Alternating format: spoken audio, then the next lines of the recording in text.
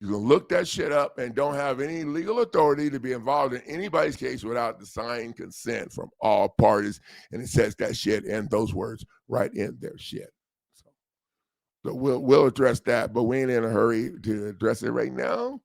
We want to get the notice of the notice of preservation and the temporary restraining order and demand to recuse the state judge. We're demanding a federal judge recuse the state judge because them bitches over there acting stupid. So there you go. And I got a badge. It's broken, but I can flip it up. Flip it up that way. Okay, so the reentry game plan, if you get the $300 package, just be to stop their ass from moving forward by making your property tax toxic and then filing the lawsuit in state court or going straight over to federal court. If I was already out of the property, then I wouldn't waste my time in state court. I would just file the federal lawsuit in federal court. And then Jim put together a temporary restraining order and order the federal court to make their ass stop the shit and injunction and all that stuff. So we have those documents included in the thing.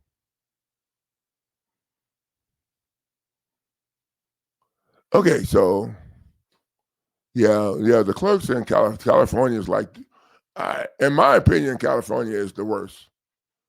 And I have people arguing me on that. And I'm like, and people arguing me, like, I don't think y'all know what you're talking about. Okay, but I'll throw right here on the table why I'm saying it. I think California is the worst because they're the only state that I'm aware of, okay, that pays. Well, when I read this, it was several years ago.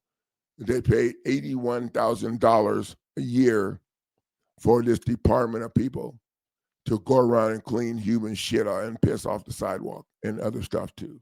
But there was other stuff, I'm sure. Off the sidewalk. Now, if somebody knows a state that's that bad too, y'all let me know. And then I'm gonna go on YouTube and look it up. But I've been on YouTube and looked up this shit. And it's just mind-blowing how many people in California are camping on the street and camping or whatever that's been kicked out of their house over some pilly ass shit.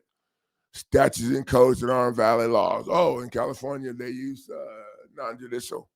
So they kick you out of your house based off of a fucking clause in the deed of trust that you didn't even know about. And to have it set up that you're the one paying for the foreclosure and all the shit of getting kicked out of your own goddamn house. Look that shit up. You don't think I know what I'm talking about.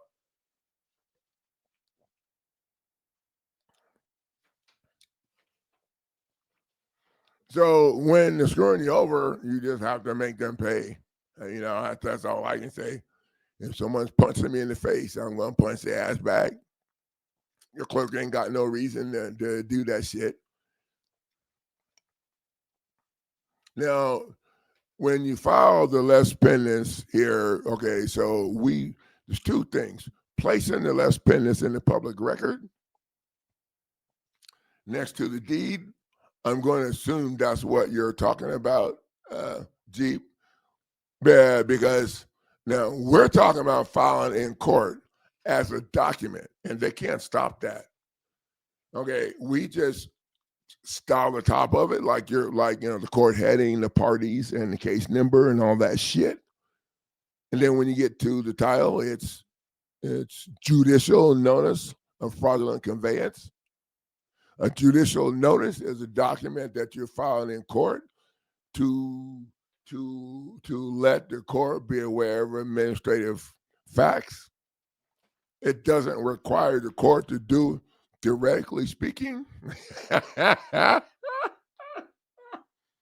Theoretically speaking, it doesn't require the court to do anything.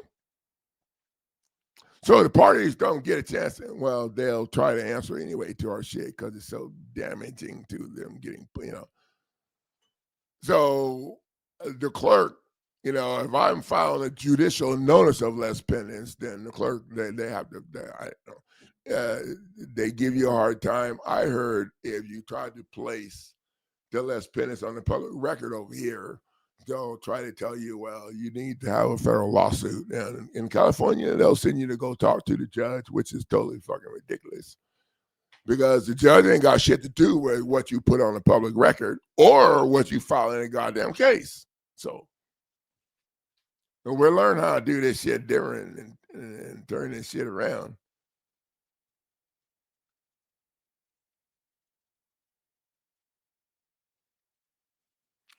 No, Eddie, the fraudulent conveyance, these are the documents that I made that were really inexpensive.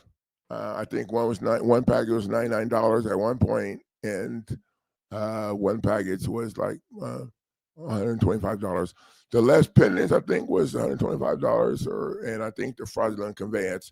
Now, the fraudulent conveyance, the notice of fraudulent conveyance, if I remember correct, also has the notice of less pendants in it that you would use together, but you don't want to place them on the public record or file them as judicial notice. Well, you can file them as judicial notice in your case at the same time. They can't do shit about that.